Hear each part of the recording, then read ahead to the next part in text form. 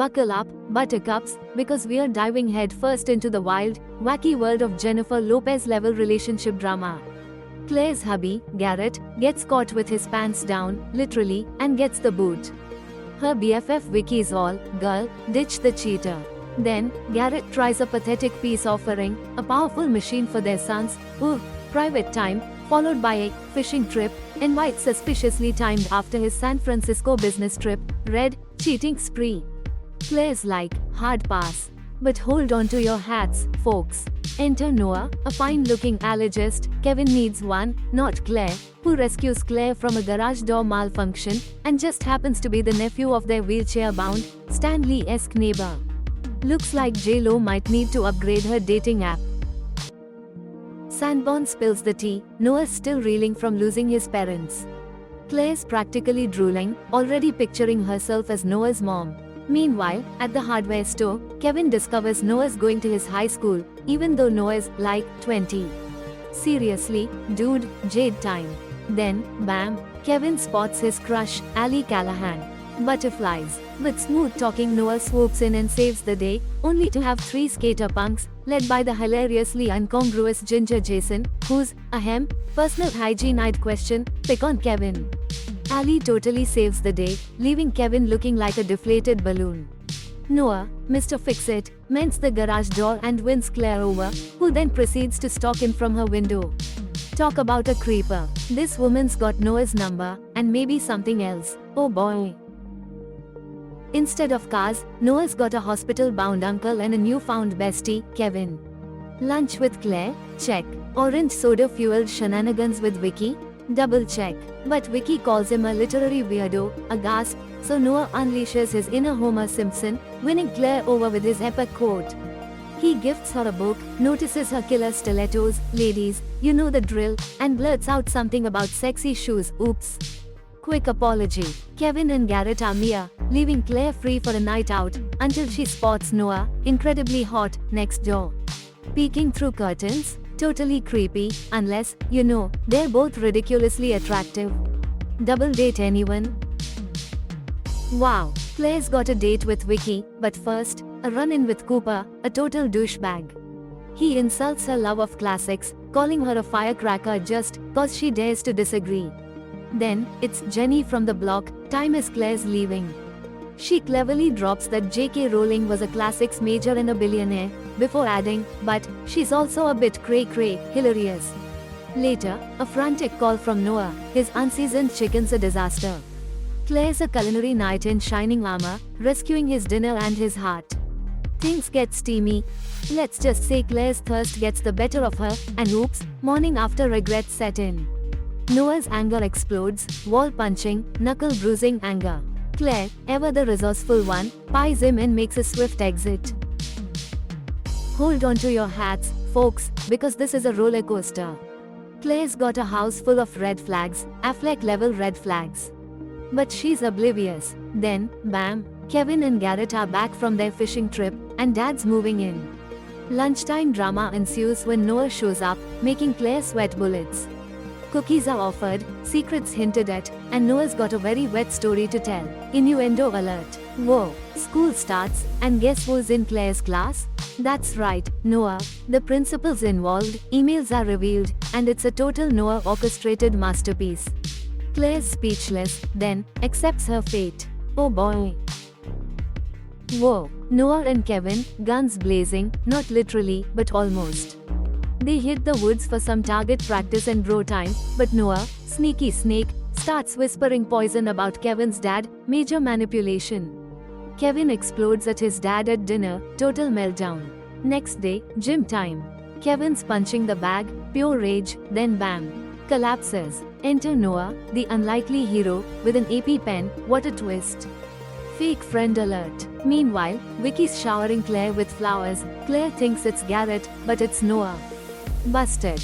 And the best part? Claire and Noah have a showdown in the gym. A teacher walks in and thinks Claire's attacking Noah.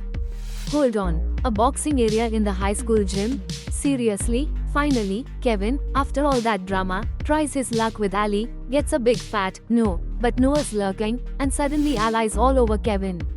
What a roller coaster. Whoa, date night drama. Claire and Garrett are back from their romantic evening, but things get frosty fast. Garrett's trying his moves, but Claire's not having it. That affair's still a huge elephant in the room. Meanwhile, jealousy alert. Noah spots Garrett's car, and his mind explodes. Flashbacks to that night with Claire, and boom, he's a volcano about to erupt. He confronts Claire, and Kevin walks in. Oh ho.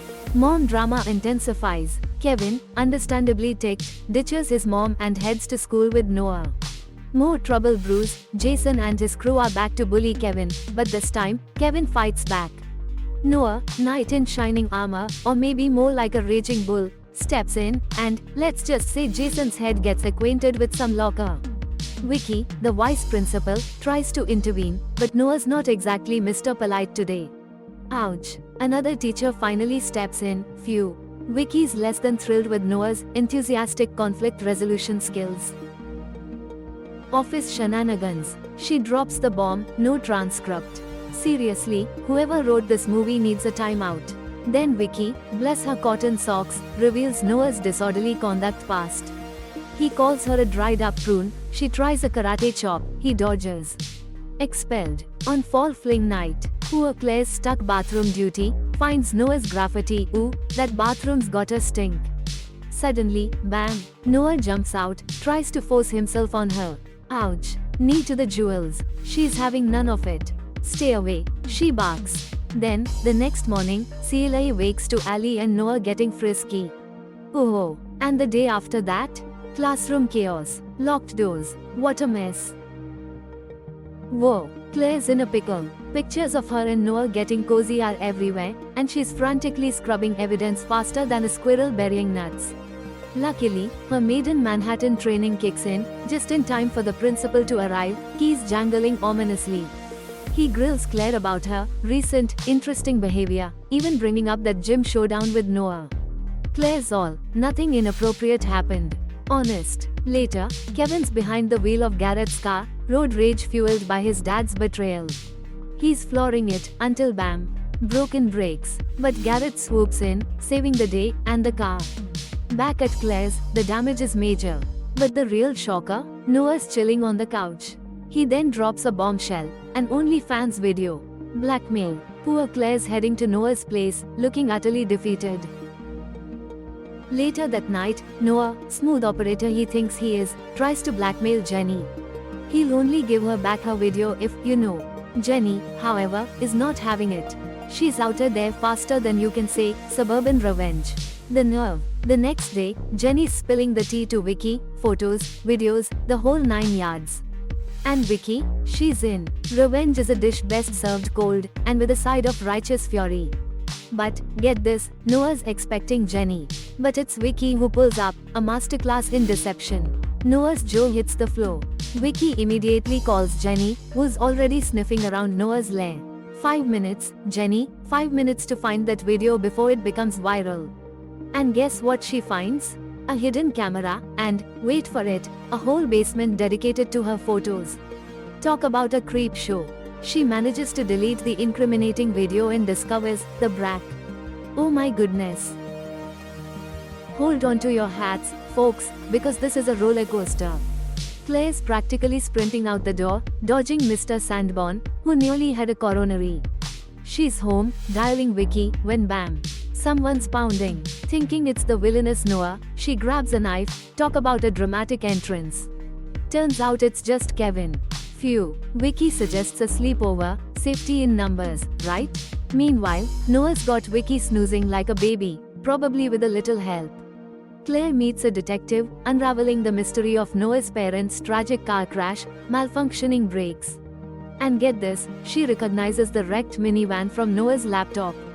But, in a plot twist worthy of JLO herself, Claire keeps mum about that juicy detail. The suspense is killing us. Then, Noah's up to his old tricks, luring Kevin to Vicky's. And, using a very convincing Vicky recording, the creep. He calls Claire, and we're left hanging. The tension is palpable. Vicky's house, pitch black.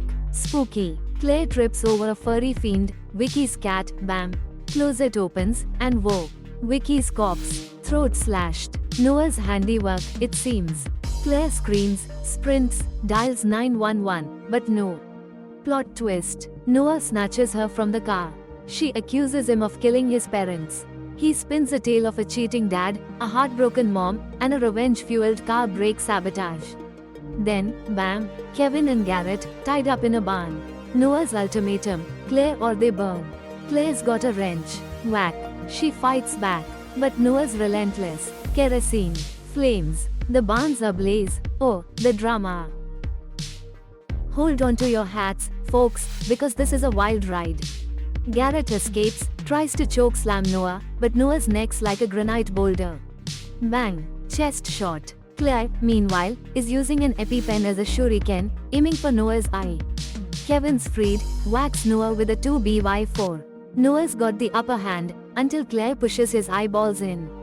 Engine falls, splat. Noah's toast. Our heroes escape the inferno, and the moral of the story? Don't date someone who could be your grandchild. Cheesy? Absolutely. But J-Lo's awesome, especially after her Palestine support. Subscribe for more crazy action.